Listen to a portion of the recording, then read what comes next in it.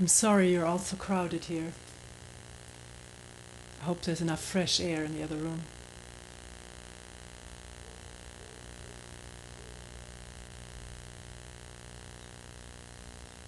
We couldn't get our other place at the Friends Meeting House tonight, so we're meeting here. We didn't expect quite as large a turnout. So if you get uncomfortable, please change your postures. There are people here who have never been to a talk. Be sure to sit comfortably and change the posture if it is becoming uncomfortable. Giving care and attention that it happens quietly.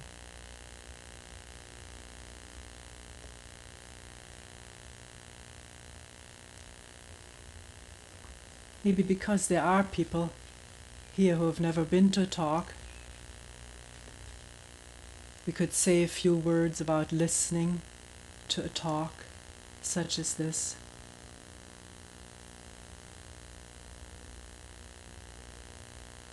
It is not a sermon, an inspirational message that is being delivered.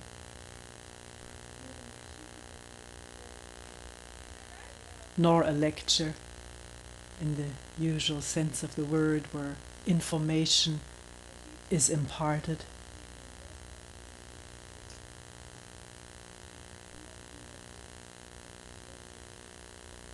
It is that we're looking at the human mind together. So is it possible to listen in a spirit of moving along together? Not just listening to the words, their verbal meaning, but looking into oneself at the same time. Seeing what is being talked about in oneself.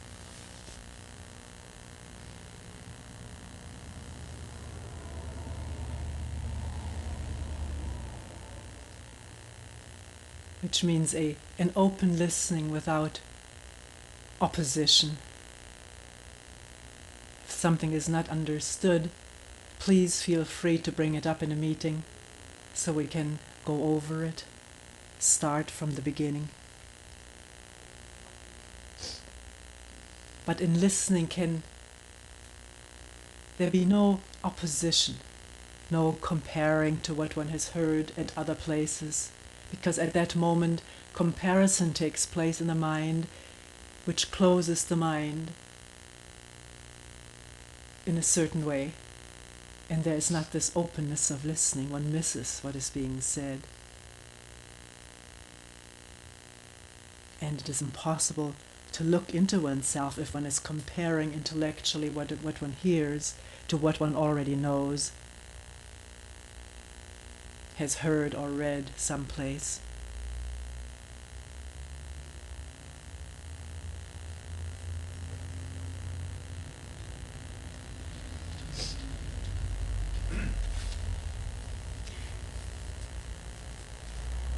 We had a discussion period yesterday at Springwater.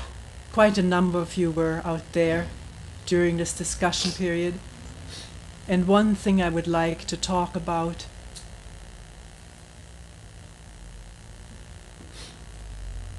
one person asked,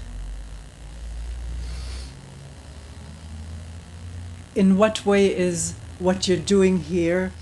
This question was asked sort of at the beginning, early in the discussion period, after some questions or something had been brought up and people had responded, and then one person said, in what way is what you're doing here different from group therapy? Referring to the discussion period. Or is what you're doing here different from group therapy? And if so, in what way? What is the difference?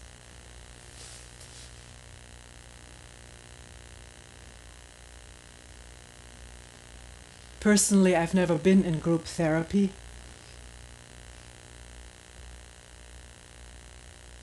I've had 1 year of psychoanalysis many, many years ago.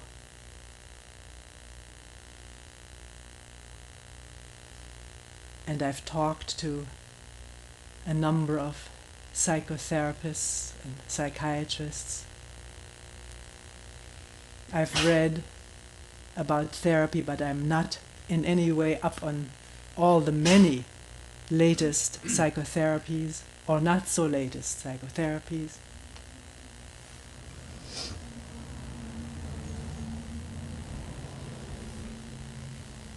I wouldn't go into this question here if it didn't come up so frequently. And I don't want to spend too much time on it, but just mention that as far as I understand it, and am familiar with it, in psychotherapy, oneself becomes an object of introspection or analysis, and often, as I remember from my own personal case, of considerable interest. One becomes an interesting object to oneself.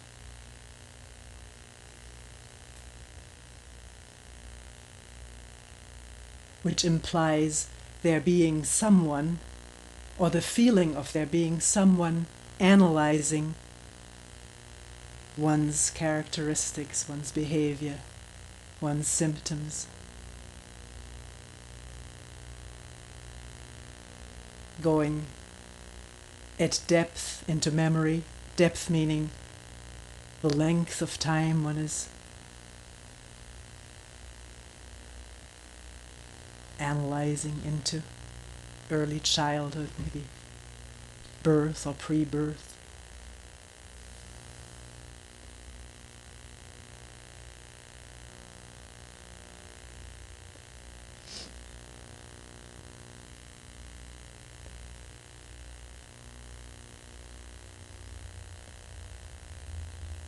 There being always a division between myself analyzing myself, or the analyst or therapist being there outside of myself, interpreting or explaining or guiding, leading the inquiry in a certain direction.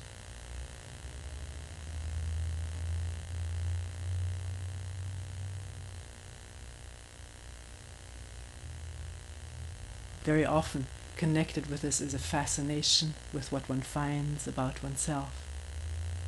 I remember being very sensitive to what I felt the analyst was expecting me to see and understand and discover, and doing that for him. There being, what I mentioned before, this element of being of interest to oneself and to the analyst. One feels that.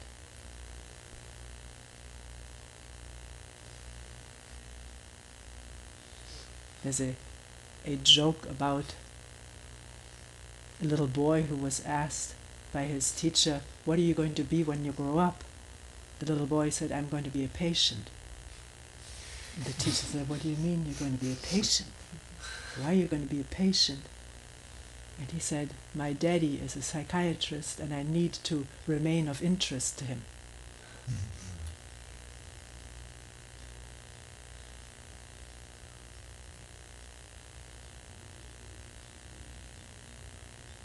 What I've never encountered in any therapy is that the self itself, who analyzes, who interprets, who investigates, and who has all these symptoms at the same time, that this self is being questioned. The very existence of the self, the very reality of the self never seems to be questioned in either the therapist or the patient. It rather seems to be a matter of adjusting the self. integrating it, making it feel good about itself, dropping negative images, adopting positive images.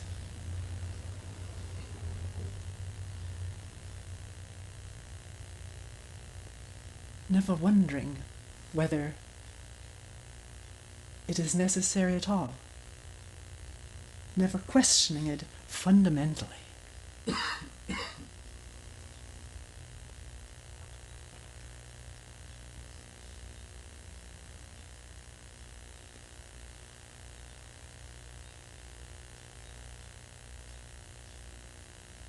There is a very personal history that is being examined in each case, and one seems to be locked into that personal history. One is identified with it, and there is no indication or inquiry whether what seems so personal in one's symptoms, in one's suffering, in one's depression, compulsions,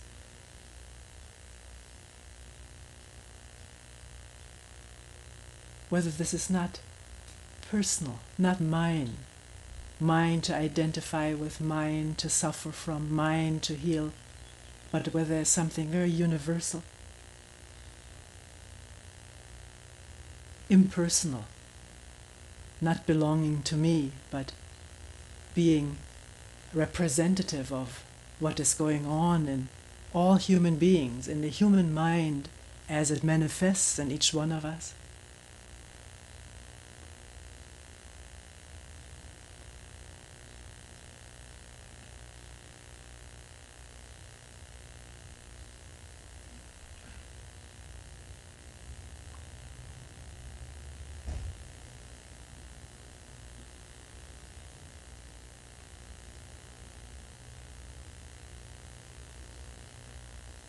The person who had asked the question asked several times, how do you deal with feelings in this work that you're doing?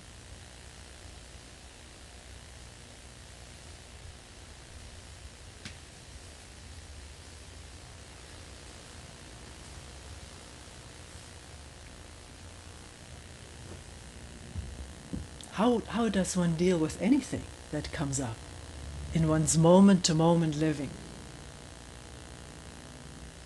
Feelings, emotions, thoughts, actions, gestures, the way one works. How does one deal with anything? What does it mean to deal with something?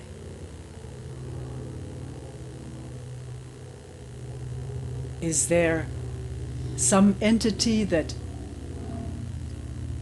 either is totally absorbed in what is going on, unawares,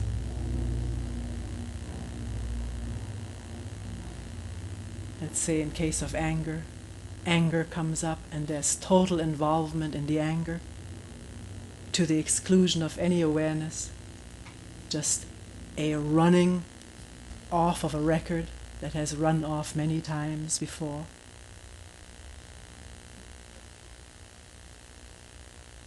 And then maybe a moment of awareness, and then either the embarrassment over the anger, which is already a separation, me and my anger that shouldn't have happened, a feeling of guilt over it, or in another case a feeling of justification, trying to rationalize the anger. Always a division between someone who has that anger and can do something about it, or couldn't do anything about it and now feels guilty about it, but will do something about it so will not happen in the future.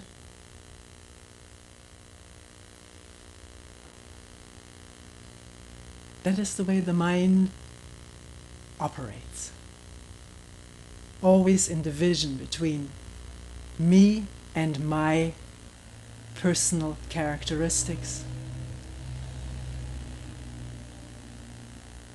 And how can I either justify them or overcome them, which is the continuation of division.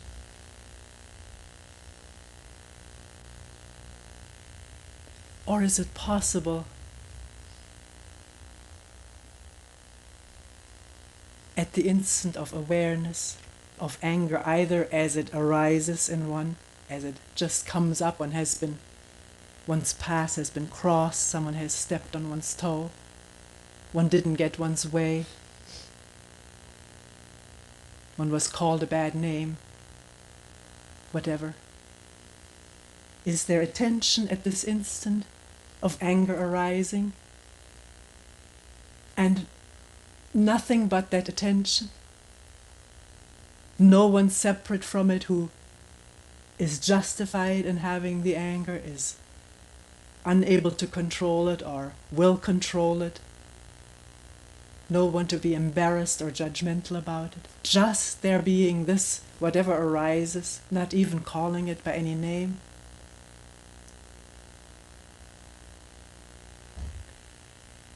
Is that humanly possible? That there be this kind of attention that doesn't know and yet is completely there with what is?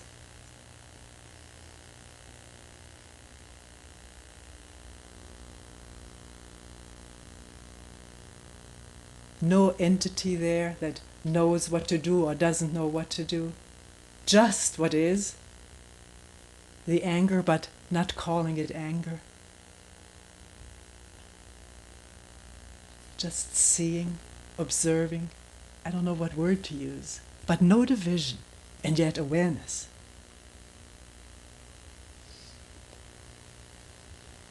That is totally different from any kind of analysis. Because there's no one analyzing, no one interpreting, no one knowing. Just what is, and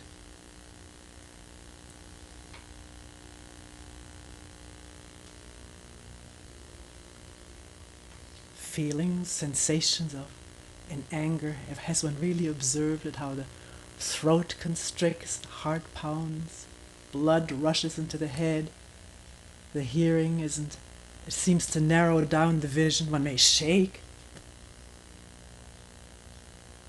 Everything is narrowed down, perception is not clear.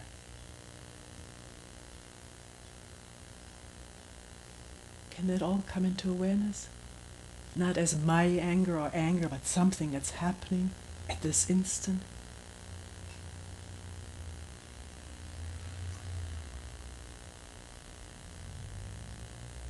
Including what caused it. One doesn't need to have to analyze the cause, it's there. It just happened.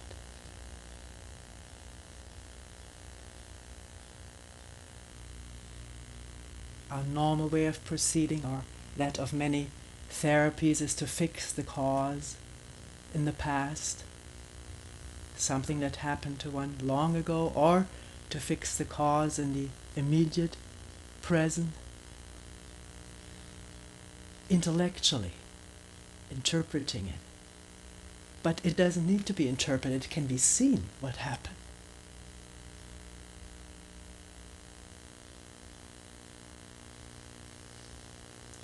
One was treated unfairly in comparison to someone else. Somebody spoke ill about one, or one didn't get one's way, one wanted to have this and somebody else got it. It's there to be seen. And the response, which is called anger. If that attention is there, then what happens to anger? Does it maintain itself? If the seeing is so whole, so undivided, so free from condemnation or rationalization,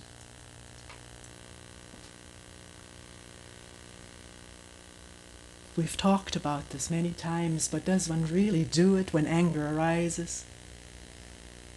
To stop and watch with the energies gathering in, just being there completely.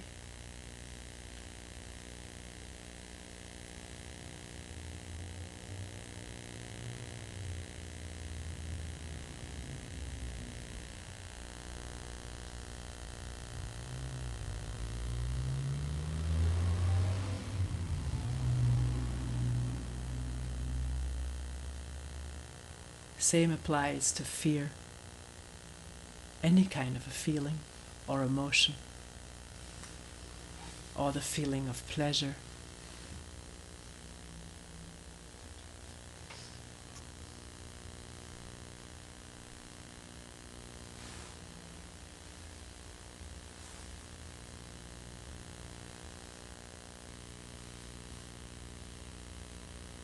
To observe the self, my way, my reactions, without any comment, free from a point of view, without the self. Is that possible? To observe self without self?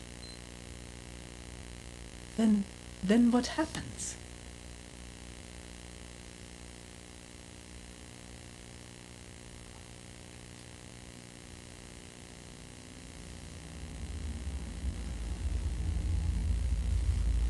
We talked a little bit earlier about this becoming very interesting to oneself.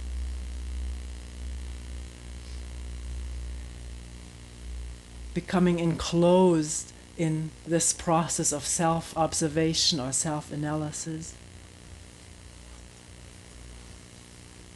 There's a real danger in that.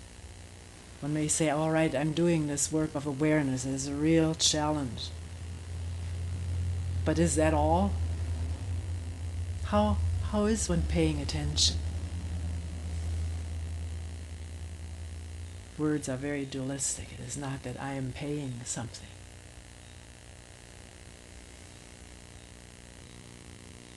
Recently, I saw someone putting on a jacket. And in watching this person, one could see that there was really attention in putting the arm through the sleeve carefully, and then the other arm through the other sleeve, and the way the jacket was lifted up over the neck, and then each buttonhole was felt, and there was attention.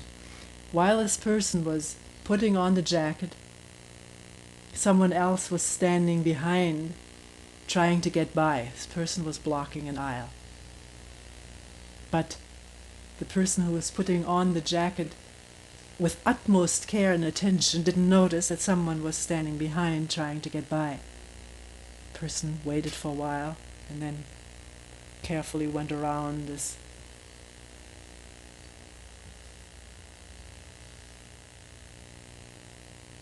person who was putting on the jacket so attentively. This is how it often happens. One may be very attentive in a most limited way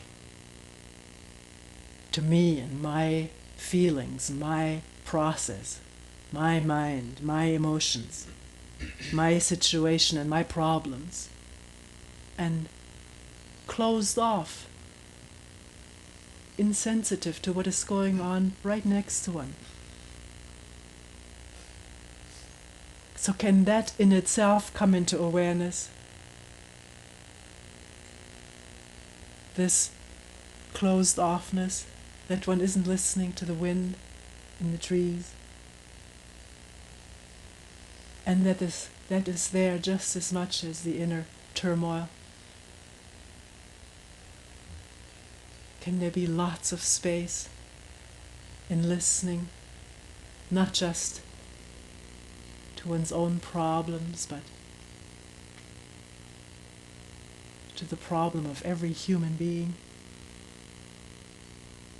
which is not really different from one's own?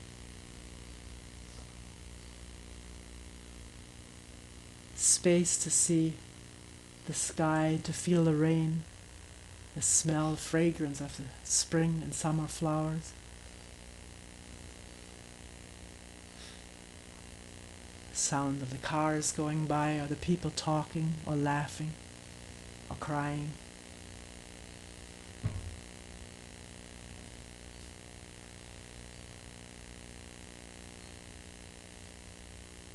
To wonder at a time when one is so gripped by one's problems, what else is there? And to open up and listen, not have any ideas about it, but look and listen and feel and be aware.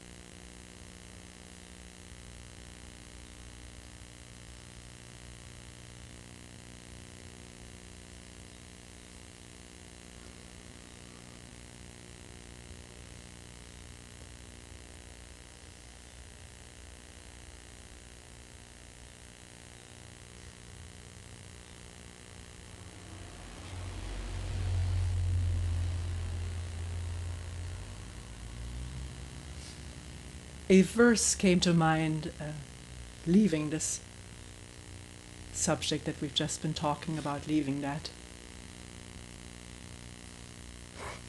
A verse came to mind which is taken from a book called the Mumonkan.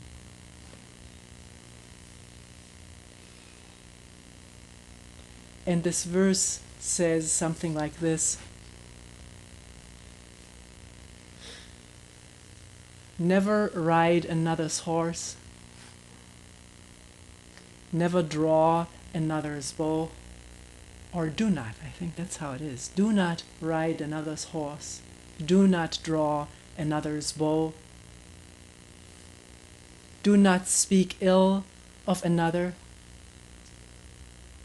do not inquire into another's affairs or into the affairs of another.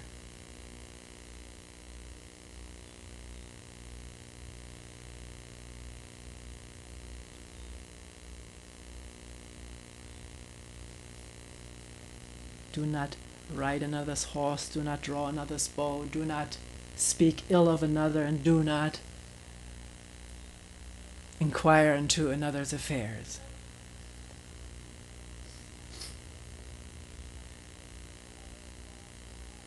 Actually, before going into the content of this particular poem, taking off from it, looking at what is really being talked about, something that strikes one in a verse like this is do not do this, do not do that, and do not do this, and also do not do that.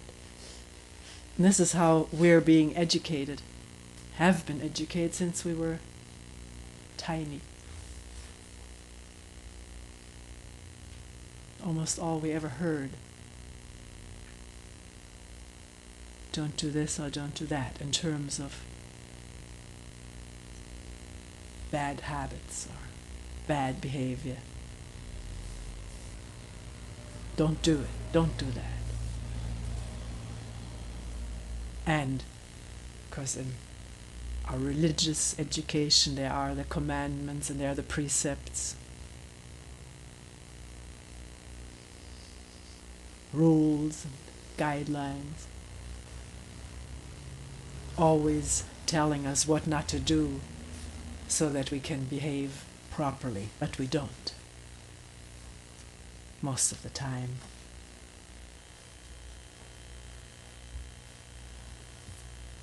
And I wonder about the efficacy of all the do's and don'ts that we've grown up with.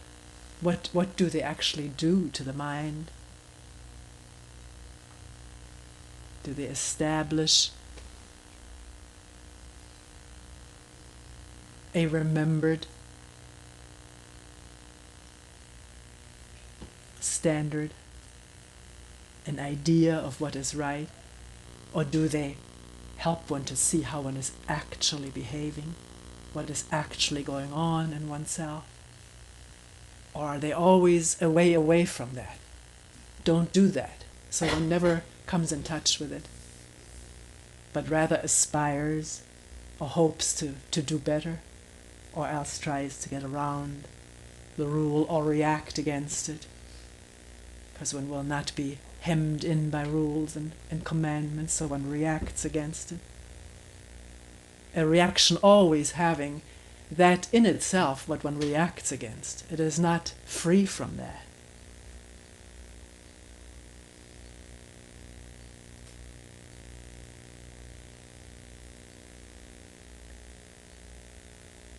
Rather than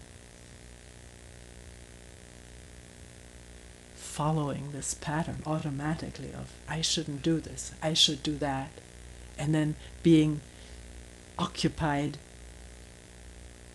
with the ideal standard, striving after better behavior.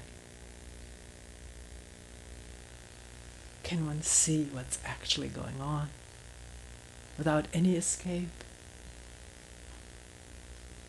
Without any ideal standard, without any rosy image of oneself. Just seeing how one is actually talking, behaving, from moment to moment. Plain, in simple, clear sight.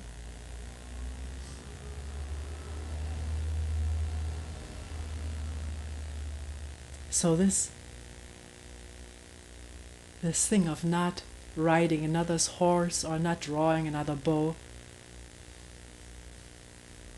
meaning, as I interpret it, not to do anything second-hand, not to speak second-hand.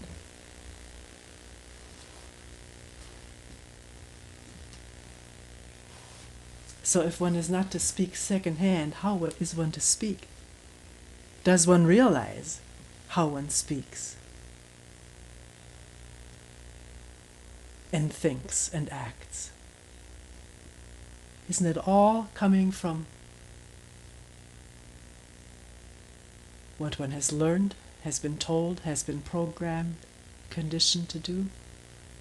Or is there freedom in action, freedom in thought, meaning coming from no remembered guidelines, rules, indoctrination?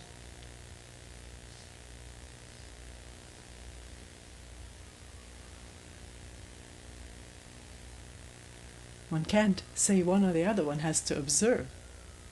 Where do one's thoughts and words and ways of acting come from? They're so automatic. Before one has even intended to do something, one has already reacted. One has already said something that one may regret or didn't want to say, but there it came out.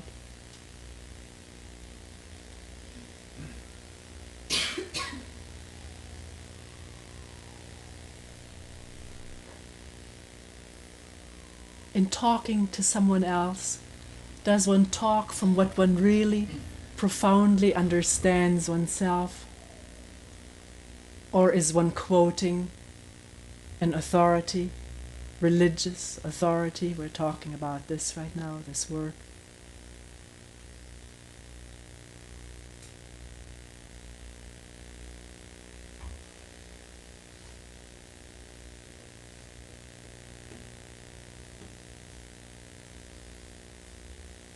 Or does one need to put all quotes and remembered sayings and teachings and doctrines aside to look for oneself?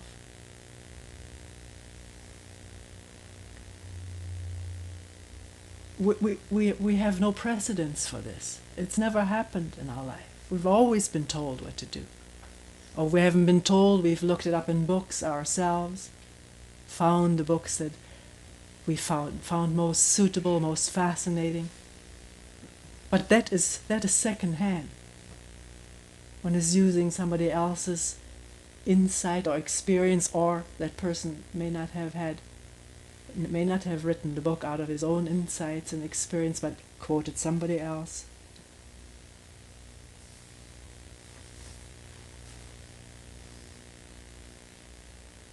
And how will one tell whether what one goes by in a book, in a scripture, whether that is really true, is really saying what is actually so? How will one be able to tell that?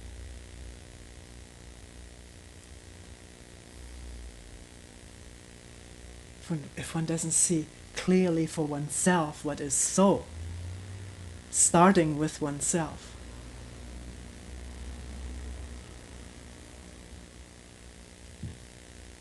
I want to say at this moment, sometimes people say,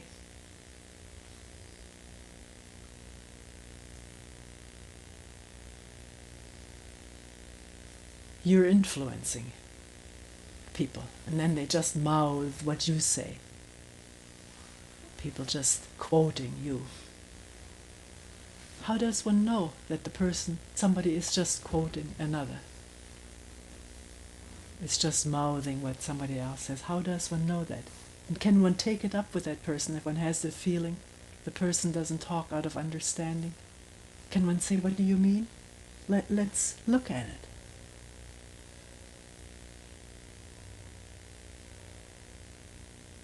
See, there's only a limited vocabulary. And if working together we use a limited vocabulary,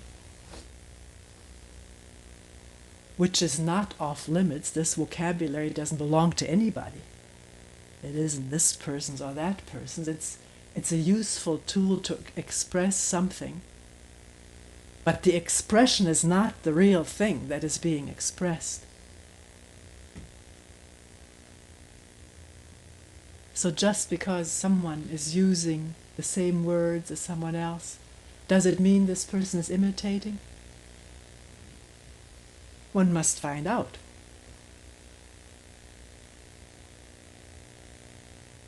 How can one tell what's true? And is it utterly necessary to see for oneself what is true, so will not be deceived by what someone else says?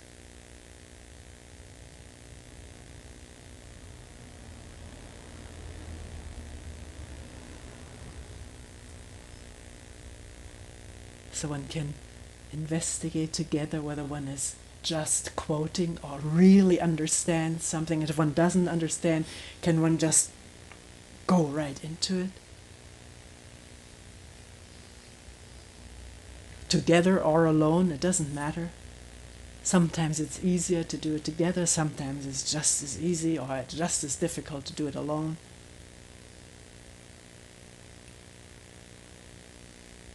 But not thinking in a habitual way that one cannot do this. One needs some authority to guide one, some scriptures or words to lead one.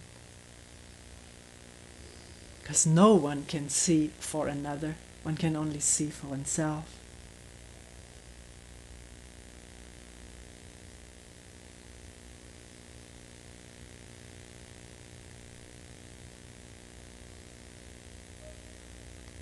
Then this verse says, do not speak ill of another.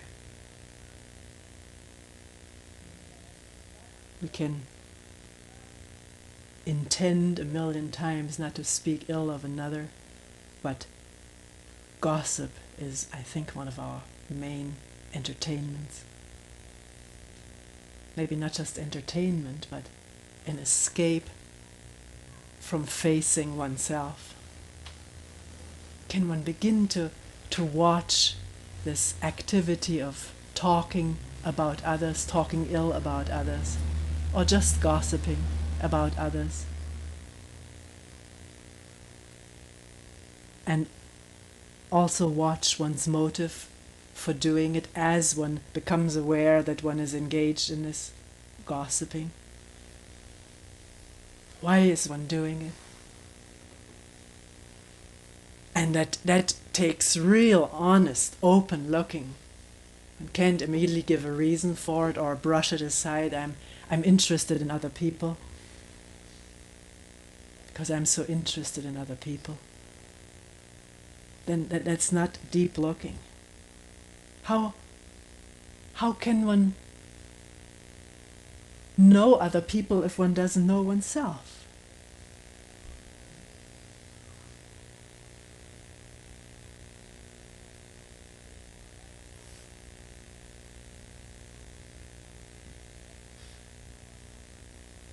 And to know oneself is so arduous and often so painful, disillusioning, that one rather talks about other people, other people's faults, and what to do about that, or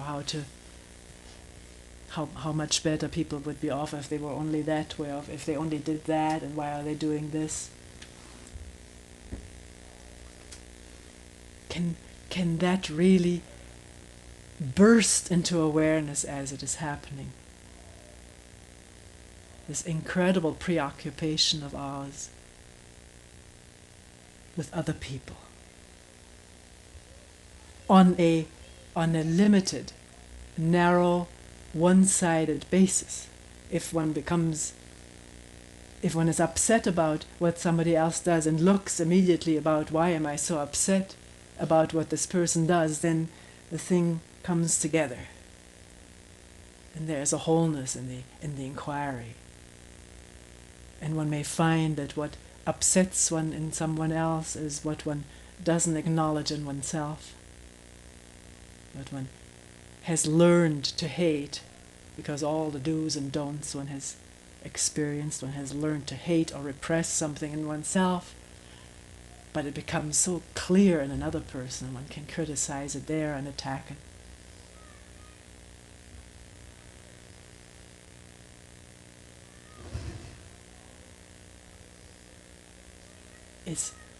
Isn't there always an escape from oneself when one speaks of others? Look at it as it happens.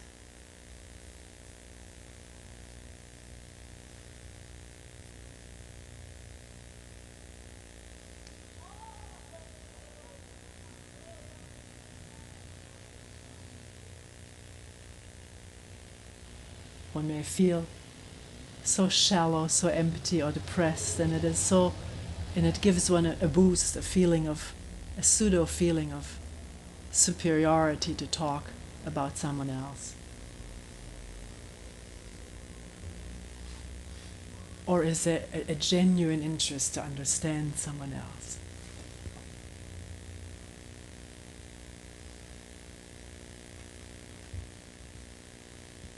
Not as someone separate from oneself, but in relation to one's own feelings and emotions, which are not so personal as we think, which manifest all over the globe in human beings. Fear, anxiety, hatred, wanting to be loved, wanting to be approved.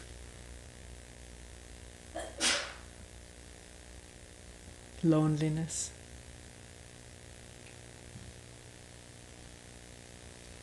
Can one just, when it comes up, be with that as we talked in the beginning? Or is there immediately an escape into projecting it onto someone else and dealing with it there?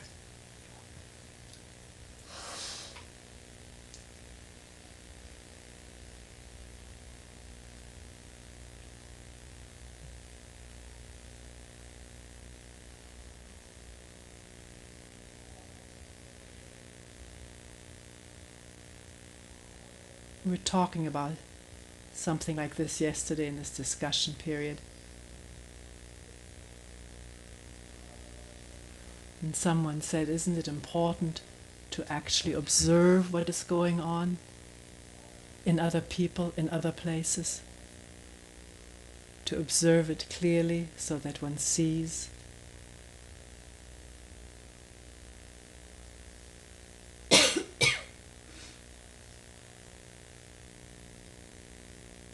One can only see other people clearly if one can see oneself clearly. I don't think there's any other way.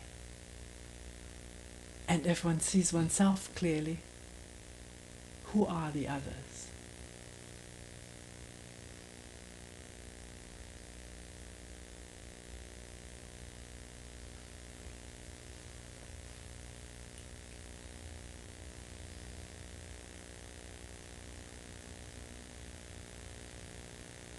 There may not be a thing that is going on throughout this world in other people that does not also go on within oneself.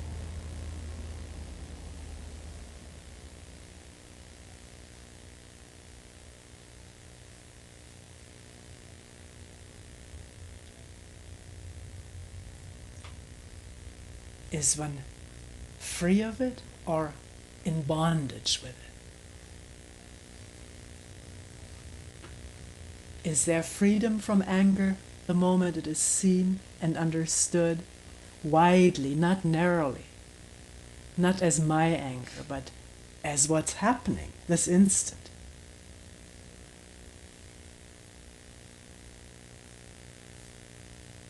If it's seen not as my anger, but as something that's happening this instant, and the seeing is without judgment, without condemnation, then there's no need to be upset over the anger in other people. One understands anger, human anger, how it arises, how it unfolds, and what its consequences are. Conflict within and conflict with each other, regrets, making up, the cycle that repeats itself over and over and over.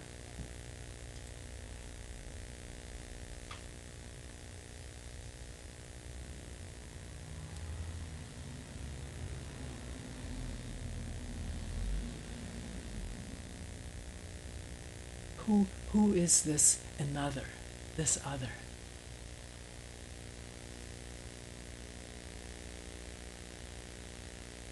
Who is oneself?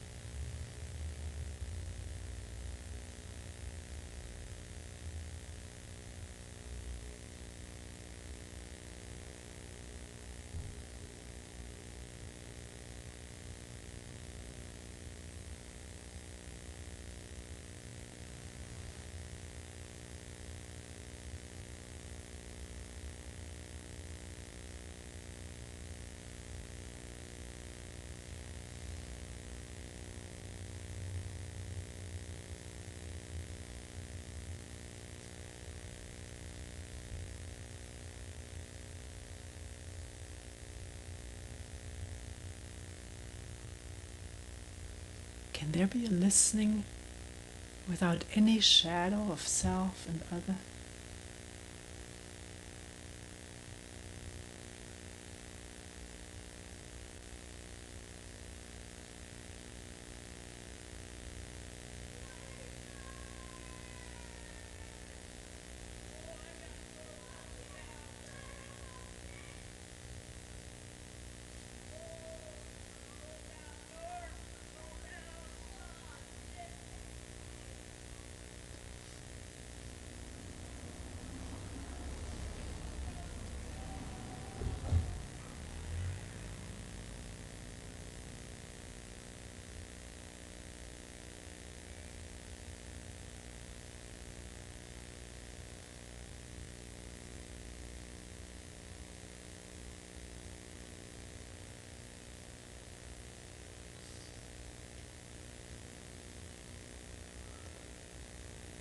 think it's only when there is no shadow of self and other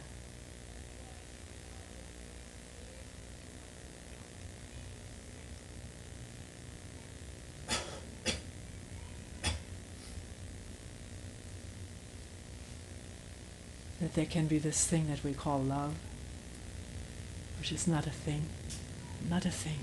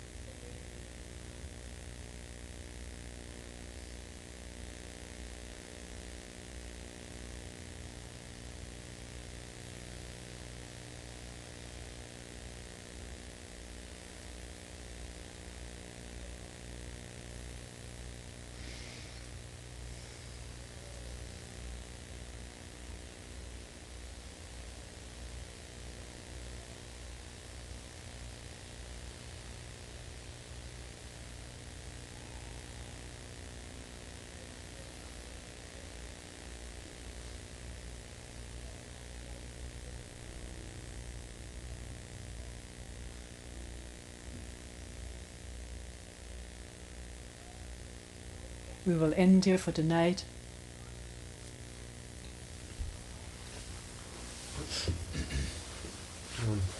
People, please remember there's a retreat that begins on this coming Saturday.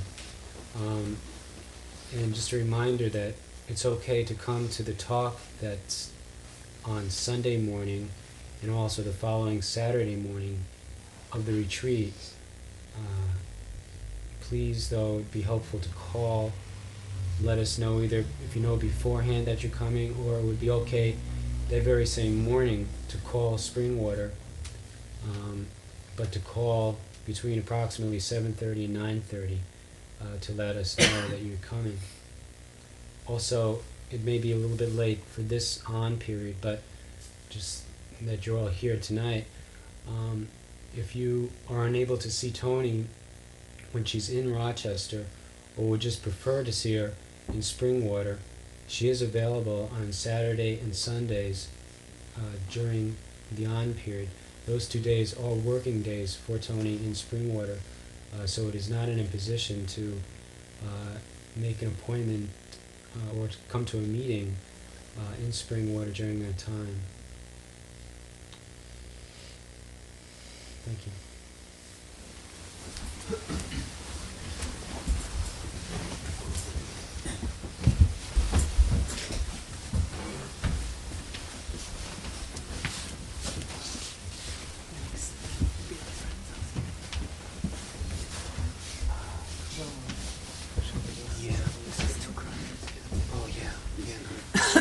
Also, just one other thing is that we do have reservations for the Friends Meeting House for future talks, and unless there's any change, they will in the future be at the Friends Meeting House.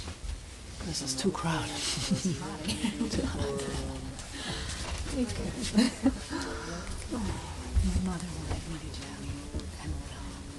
Things will be fun, but she's doing beautiful. Is she here? Nope. She's coming in a couple of weeks. Alicia is Toni Packer. What is it? Alicia. Good to see